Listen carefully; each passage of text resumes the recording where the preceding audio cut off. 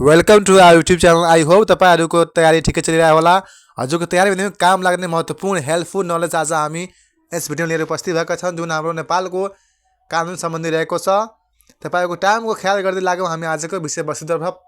पहिले रहेको छ हाम्रो नेपाल सरकारको वैधानिक कानुन 2004 मा लागू भएको थियो।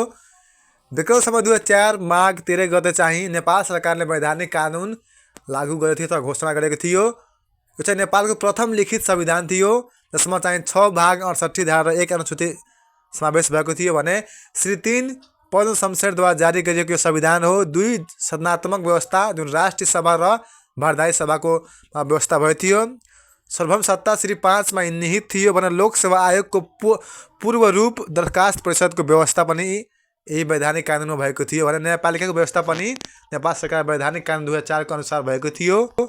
दोस्रोमा रहेको छ हाम्रो नेपालको अन्तरिम शासन विधान 2007 फागुन 7 मा प्रजातन्त्र घोषणा भएको थियो। त्यही बेलामा के त नेपालको अन्तरिम शासन विधान 2007 चाहिँ लागू भएको थियो। 104 वर्ष राणा शासन अन्त पश्चात यो चाहिँ अन्तरिम शासन विधान लागू भएको थियो।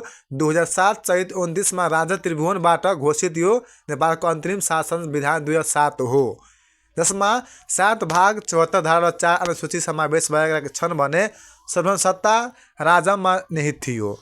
प्रधान न्यायालयको व्यवस्था थियो। राज्यका नीति निर्देशक सिद्धान्तको उल्लेख भएको थियो भने लोक सेवा आयोगको व्यवस्था जुन पब्लिक सर्भिस कमिसनको पनि यसै पालामा चाहिँ व्यवस्था गरिएको छ। महालेखा परीक्षक र निर्वाचन आयोगको व्यवस्था पनि यही अन्तरिम विधानमा भएको थियो भने मौलिक हकहरूको समावेश पनि नेपालको अन्तरिम शासन विधान 2007 मा समावेश गरिएको छ। लोकसेवाका हरेक इक्जाम नायब सुब्बा खरिदार र साक्षात गीत माध्यमिक काम लाग्ने कानुन सम्बन्धी ज्ञान आज हामी यस भिडियोमा लिएर उपस्थित भएका छौँ। भिडियो अन्तसम्म अवश्य हेर्नु होला, मन पर लाइक पनि अवश्य गर्नु होला। तेस्रोमा रहेको छ हाम्रो नेपाल अधिराज्य संविधान 2015 फागुन 1 मा राजा महेन्द्रद्वारा घोषित नेपाल अधिराज्य संविधान 2015 लागू भएको थियो, जसमा चाहिँ 10 भाग 77 धारा र 3 अनुसूची समावेश भएका छन्। धारा 55 मा प्रयोग गरी महेन्द्रबाट दलमाथि प्रतिबन्ध भएको पञ्चायती थालनी सुरुवात भयो अथवा पञ्चायती व्यवस्था चाहिँ यसको सुरुवात गरेको थियो भने नेपाल हिन्दू राज्यको रूपमा घोषणा भएको थियो। देवनागरी लिपिको नेपाली भाषा राष्ट्रभाषाको रूपमा समावेश भएको थियो भने सर्वभौम सत्ता राजामा नै निहित रहने गरी व्यवस्था भएको थियो। दिनात्मक व्यवस्थापिक महासभा र प्रतिनिधि सभामा समावेश अथवा त्यसको व्यवस्था गरेको थियो भने लोकसेवा आयोग महालेखा परीक्षकको व्यवस्था पनि संवैधानिक रूपमा नेपाल अधिराज्यको संविधान 2015 मा लागू भइसकेको थियो। कार्यपालिका न्यायपालिका र व्यवस्थापिकाको सर्वोच्च स्थानमा श्री 5 चाहिँ रहने व्यवस्था गरिएको थियो। चौथोमा रहेको छ नेपालको संविधान 2019। विक्रम सम्वत 2019 पुस 1 मा महेन्द्र राजाद्वारा के त नेपालको संविधान 2019 जारी भएको थियो, जसमा चाहिँ 20 भाग 97 धारा र 6 अनुसूची समावेश भएको व्यवस्था रहेको छ भने सर्वभौम सत्ता राजामा चाहिँ निहित रहने व्यवस्था गरिएको थियो। निर्दलीय पञ्चायती संविधानको लागू पनि यसै पालामा भएको थियो भने अख्तियार दुरुपयोग निवारण आयोगको व्यवस्था पनि नेपालको संविधान 2019 मा व्यवस्था गरेको थियो। 1 सदनात्मक व्यवस्थापिका लागू भएको थियो भने जन्मसिद्ध र अङ्गीकृत नागरिकताको प्रबन्ध पनि नेपालको संविधान 2019 मा को अनुसार लागू भएको थियो अथवा त्यसको सुरुवात गरिएको थियो। साथै यो महत्त्वपूर्ण छ है कि जन्मसिद्ध र अङ्गीकृत नागरिकताको सुरुवात कुन संविधानको मा भएको छ भने त नेपालको संविधान 2019 मा चाहिँ जन्मसिद्ध र अङ्गीकृत नागरिकताको प्रबन्ध अथवा व्यवस्था गरिएको थियो।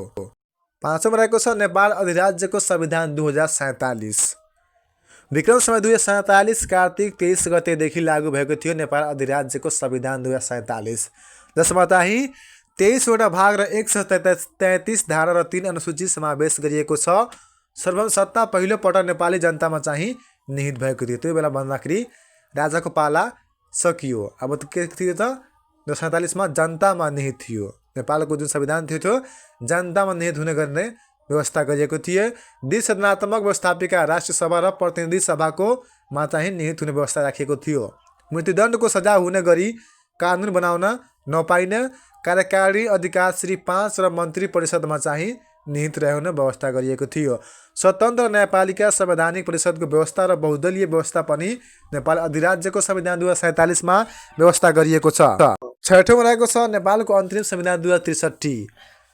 विक्रम सम्वत 2063 माघ 1 मा संविधान सभाद्वारा जारी नेपालको अन्तरिम संविधान 2063 लागू भएको थियो जसमा 25/167 धारा 4 अनुसूचीहरूको व्यवस्था गरिएको छ।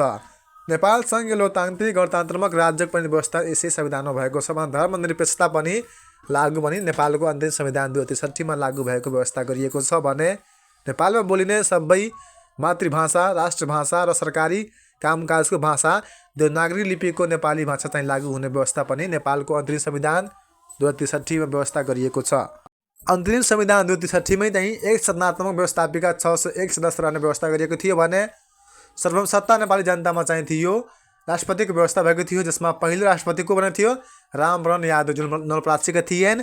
कार्यकारिणी अधिकार मन्त्री परिषदमा थियो भने 3 तहको स्वतन्त्र न्यायपालिका सर्वोच्च पुनरावेदन र जिल्लामा चाहिँ निहित हुने व्यवस्था गरिएको थियो।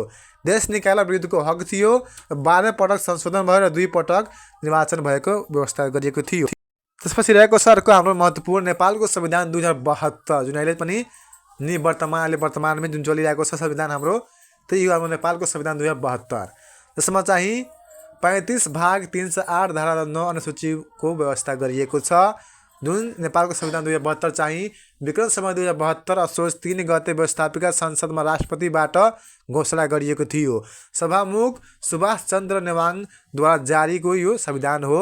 सर्वोच्च सत्ता नेपाली जनतामा पनि हुने व्यवस्था गरिएको छ। द्विसदनात्मक व्यवस्थापिका यसमा चाहिँ प्रतिनिधि सभा 275 र सदस्य चाहिँ 165 र प्रत्यक्षमा चाहिँ हाम्रो 110 गरेर 165 चाहिँ हाम्रो प्रत्यक्षमा र 110 चाहिँ समानुपाती सदस्य मिलाएर जसको के त पदावधि चाहिँ 5 वर्ष राख्ने व्यवस्था गरेर के त नेपालको संविधान 2072 लागू भएको थियो। अहिले चलिरहेको छ। राष्ट्रसभा जम्मा 59 सदस्य मध्ये 3 महिला र 1 दलित, 1 अपाङ्ग वा अल्पसङ्ख्यक सहित 8 जना गरी जम्मा 56 जना प्लस नेपाल सरकारको सिफारिसमा राष्ट्रपतिबाट मनोनित 3 जना। न्यायपालिकामा चाहिँ हाम्रो सर्वोच्च, उच्च र जिल्ला संवैधानिक थियो भने संवैधानिक इजलासको व्यवस्था गरिएको थियो। कार्यकारिणी मन्त्री परिषदमा चाहिँ संवैधानिक राष्ट्रपति थिए जसमा चाहिँ 13 संवैधानिक आयोगहरू र 7 वटा प्रदेश सहितको सङ्घीयता चाहिँ नेपालको संविधान 2072 मा लागू भएको व्यवस्था गरिएको छ। साथै भिडियो अन्तसम्म हेरेर साथ दिनुभएकोमा तपाईँ सम्पूर्णलाई हार्दिक धन्यवाद। तपाईँलाई अन्य कुनै टपिकमा भिडियो आवश्यक भएमा तपाईँ कमेन्ट गर्न सक्नुहुनेछ र तपाईँको यी सल्लाह सुझावसम्म तपाईँ कमेन्ट सेक्सनमा छोड्न सक्नुहुन्छ। हामी चाँडैभन्दा चाँडै तपाईँको टपिक अनुसार भिडियो लिएर आउने छौँ। भिडियो मन पर लाइक गर्नु र साथीभाइसँग भिडियो अवश्य नै सेयर गर्नुहुने अपेक्षा राखिएको छ।